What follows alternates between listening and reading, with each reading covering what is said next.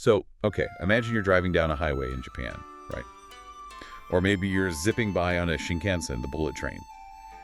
And then, bam, out of nowhere you see, like, a full-on European castle. Or this massive pyramid, maybe even the Statue of Liberty. And you just got to think, what are those crazy buildings?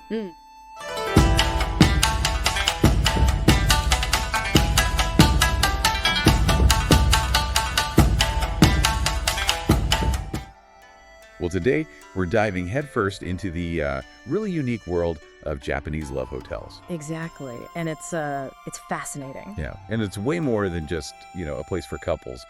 We're talking about a deep slice of Japanese culture. There's history, really distinctive architecture, this intense focus on privacy, and honestly, a surprising amount of fun involved, too. It goes way beyond what most people probably picture. And that's really our goal today. We're pulling all our information from the ZenWa note to, unpack what's really going on with these places. We want to try and answer those questions you probably have bubbling up. Like, okay, first off, can foreigners, like tourists, actually use them? And why are they always reported as being so incredibly, spotlessly clean? And yeah, seriously, why do they look like UFOs landed or, medieval castles? Let's get into it. Let's see what's behind those glowing signs. All right, so to really get a handle on this, let's start with the basics. What actually is a love hotel in Japan? Is there an official definition? There is, actually. It's quite specific. Under Japanese law specifically, the Act on Control and Improvement of Amusement Businesses, which deals with adult entertainment, they're formally recognized. They're called couple-exclusive accommodations, that's the legal term. Their main purpose is, pretty clear. Offering couples a private space. And they usually have two main options. A short rest stay, maybe a few hours. Okay. Or a full overnight stay. Huh? Couple exclusive accommodation. And it falls under adult entertainment businesses. What does that classification actually, mean in practice? Well, it's pretty significant. It's not just a name tag. It means they have to follow really strict rules about their structure, the equipment they have, even where they can be built. It really shapes what they are and sets them apart from, say, a standard business hotel or a tourist resort. And it's kind of funny that the term love hotel itself is Japanese English, right? Wazai Aigo. You don't really see these kinds of dedicated places much elsewhere, do you? I read they even sparked photo exhibitions in the US because people were so fascinated. That's true. And it's important not to confuse them with motels as understood, say, in America or Europe. Sometimes people in Japan might mistakenly use the word motel, but the original meaning, motorist's hotel. Yeah. That's different. Those are typically roadside places, maybe 1 or 2 floors parking right outside the room, and they're not primarily built for intimate encounters. You're not going to see signs saying adult motel commonly overseas. Right. So beyond the legal stuff and the name, what really makes Japanese love hotels stand out? You mentioned they can be pretty fancy. Oh, absolutely. That's a huge part of it. The distinct features often include, really luxurious facilities sometimes, elaborate decorations, amazing themes, like stepping into another world. It's definitely more than just a room. And then there's this intense, almost obsessive focus on privacy. Okay, yeah, let's talk about that. How do they actually achieve that level of privacy? It sounds pretty extreme. They use systems designed to minimize contact, so non-face-to-face is the goal. You'll often find automatic payment machines right inside the room, so you don't need to deal with anyone at a front desk to pay. The hallways might be designed deliberately complex, sort of winding maybe. And in the lobby, instead of talking to someone, you often just choose your room from a lit-up photo panel. It's all about avoiding direct interaction. Wow. And I heard you don't even need to give your name or address. That's totally different from checking into any other hotel I know. Exactly. Total anonymity. And generally, inside the guest rooms themselves, there are no security cameras. That really enhances the sense of private space. Though for safety reasons, common areas like hallways and lobbies do have cameras. Interestingly, history suggests those payment machines also help prevent staff from skimming cash back in the day. And the cameras in common areas, that became more common after some safety incidents, like fires, years ago. The police pushed for it as an alternative to making guests sign registers. And one really crucial distinction from regular hotels, the age limit. Right. Yes, absolutely vital. It's strictly 18 and older, no exceptions. You'll see signs clearly stating this. High school students are not allowed, not even if their parents say it's okay. It's the law. Okay, so let's get to the really fun part. The designs. Why the crazy exteriors, the castles, the goddess statues, the pyramids. What's that all about? We touched on it earlier. It's essentially advertising, giant three-dimensional advertising. Oh, okay. Because they can't just run regular ads easily. Precisely. Regulations heavily restrict how love hotels can advertise overtly. So the building itself becomes the billboard. It has to be eye-catching to grab attention, especially if it's located, say, off a highway interchange where you only see it for a second. It needs to make an impression fast. Makes sense. And I guess it also ties into that whole experience thing. Like you said, an adult amusement park vibe almost. Exactly right. It's about creating a sense of, non-daily experience, entertainment. Yeah. The goal is to generate excitement from the very moment you see the place. And that feeling carries through inside with things like mirrored walls, maybe water beds, karaoke machines, video games, big jacuzzi tubs. Even the famous rotating beds, though they're much rarer now, were part of that whole amusement concept. Right. The Meguro Emperor Hotel in Tokyo from 1973. That one was a huge deal, wasn't it, with a Western castle design? Oh, absolutely. The Meguro Emperor was a game changer. It opened, became instantly famous, and really popularized that whole castle-type love hotel across Japan. It also helped cement the actual name Love Hotel in everyday language. Its success really shaped the industry's look for decades. And thinking about the locations, they're often kind of out of the way, not Yeah. usually in the middle of residential neighborhoods. Yeah, that's also due to regulations. They often have to be built away from schools, homes, and public facilities, which again reinforces the need for those really bold, visible designs. If you're tucked away, you need to shout visually to get noticed from a distance. It's kind of wild thinking about how far back the roots of these places go. Yeah. You mentioned Edo-era tea houses.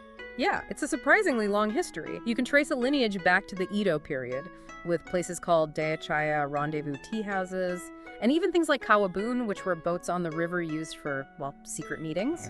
Then in the Meiji era, you had makiaichaya, waiting tea houses, often near train stations. Some of those started serving a similar purpose. Fast forward to the early Showa period, and you get enshuku, or yen inns. They were maybe the first to introduce clear hourly rates, like 1 yen for a short rest, 2 yen for an overnight stay.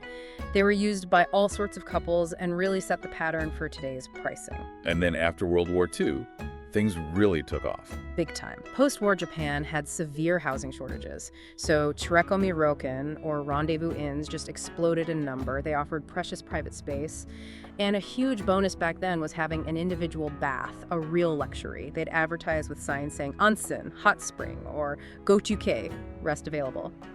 Then the 1960s brought car culture and the rise of motels, which adapted for couples. And the 1970s, as we said, that's when love hotel became the common term. The Meguro Emperor changed the game with luxury, and you saw iconic things like mirrored rooms and the rotating bed. Okay, we have to talk more about the rotating bed. It sounds like something out of a movie, but it was real. Oh, absolutely real. It first appeared around the late 1960s, supposedly in Osaka. And yes, it totally became a symbol of that whole adult amusement park era. People often mention the mirror-lined rooms that went with them, amplifying the visual experience. Wild, so why don't we see them as much anymore? Well, regulations changed. The 1985 Amusement Business Act tightened the rules significantly, making it really difficult to install new rotating beds. A lot of hotels actually removed existing ones to reclassify their business under slightly less strict categories, but they haven't vanished entirely. Some older hotels still have them. And interestingly, they're having a bit of a comeback on social media now. Really? How so? Yeah, for things like Joshikai girls' parties or cosplay photo shoots, people find them quirky and fun, very Instagrammable. Apparently, there's only one company, Origin Koge, still making them as of 2025. There's even a funny anecdote about Gaddafi supposedly wanting one. Okay, that's random. So comparing them to those old Edo tea houses, modern love hotels are obviously way different. Totally different league. Modern ones serve much more diverse purposes now. The facilities are way more luxurious and clean. Privacy and anonymity are extreme. The exteriors are deliberately flashy, unlike the disguised old tour houses. And hygiene standards are, thankfully, much, much higher today. Right, and this brings us to something really interesting, how they're used today. It sounds like it's not just about romance anymore. They're becoming more like leisure hotels. That's a perfect way to put it. The diversity of current uses is actually pretty surprising to many people. A huge one is girls' parties, or joshikai. They are massively popular, especially boosted by social media. Many hotels actively market girls' party plans now. Why do you think girls' parties in love hotels took off like that? What's the appeal? Well, it's a combination of things. You get that feeling of non-daily luxury, like a special treat. You have a totally private space, which is great for really deep conversations without worrying about being overheard. Plus, the amenities are often amazing karaoke. Huge TVs for movies or shows, video on demand, sometimes massage chairs, fancy hair dryers, beauty gadgets. They're often surprisingly cost-effective when you split the price. The rooms look great in photos for social media. They offer flexible free time plans that aren't just overnight. And many allow you to bring your own food and drinks, which cuts costs too. This also includes things like Oshikai fan gatherings, where people celebrate their favorite idols or characters. That makes a lot of sense. And then there's cosplay photography. The unique themed rooms are perfect backdrops, and some hotels even rent out costumes. And another growing trend is solo use, Hitori Love Ho. Using a love hotel. Oh. Alone. Yeah. People use them as an alternative to maybe a cramped business hotel because they're spacious and often well soundproofed. Or just for pure relaxation, watch movies on a big screen, sing karaoke by yourself, soak in a jacuzzi, or honestly, just take a nap in peace and quiet. That anonymity and the easy automatic check-in out are big pluses for solo users too. And what about foreign tourists? We touched on this, but they're really drawn to them too, aren't they? Absolutely. It's becoming quite common for younger foreign visitors to use them simply for accommodation. They're fascinated by the whole unique experience, The sheer amount of amenities is a big draw: shampoo, conditioner, skincare, hair irons. You can pack really light. The themed rooms are obviously a novelty. And that privacy aspect is huge, especially, and this is a key point, for travelers with tattoos. Public baths in Japan often have restrictions or can feel uncomfortable for tattooed individuals, so having a completely private, often luxurious bath is a massive advantage. So let's state it clearly for anyone wondering. Yes, foreigners can absolutely use Japanese love hotels. It's totally fine. 100% yes. And as we said, young foreign tourists are definitely a growing market for them. Okay, so if a tourist is thinking of trying one, any practical tips they should know? Okay, good question. First, definitely remember that strict 18+ age limit. No high school students, period. Having some cash on hand is probably a good idea. Some, especially older ones, might not accept foreign credit cards, though newer ones usually do. Be aware of the rules about leaving and re-entering the hotel after you check in. Some rest plans might not allow it. And try to understand the different pricing systems. Rest, uni, guke, stay, so, shukaku, sometimes service time or free time. Prices vary a lot depending on the day of the week and the time of day. But honestly, that non-face-to-face automatic system often makes things super easy and private, which is a bonus. It makes you wonder, though. How do young Japanese people even find out about these places? It's not like they teach this in school. No, definitely not. Well, first off, it's hard to miss them visually. Those super flashy buildings, maybe whole districts clustered together, their existence is pretty obvious. Even with the no minor signs, you see them, you get curious. Second, social media is huge now. We talked about Loveyho Joshikai. Influencers showing off cool themed rooms, maybe one with a rotating bed that generates buzz and makes them seem appealing, not shady. Right. Third, good old word of mouth. Friends tell friends about using them for parties or photo shoots or even just a cheap place to crash. Experiences get shared. Fourth, online resources are everywhere now. Hotels have their own websites, there are dedicated booking sites like Happy Hotel or Couples, and now even major travel booking platforms sometimes list them, showing photos, amenities, prices, different plans. The information is much more accessible. And finally, just that adult amusement park entertainment factor, it sparks curiosity, especially among younger people looking for something different. So putting it all together, it feels like there's a bit of a contradiction. Are love hotels still actually popular in 2025, or are they kind of fading away? Well, that's the interesting part.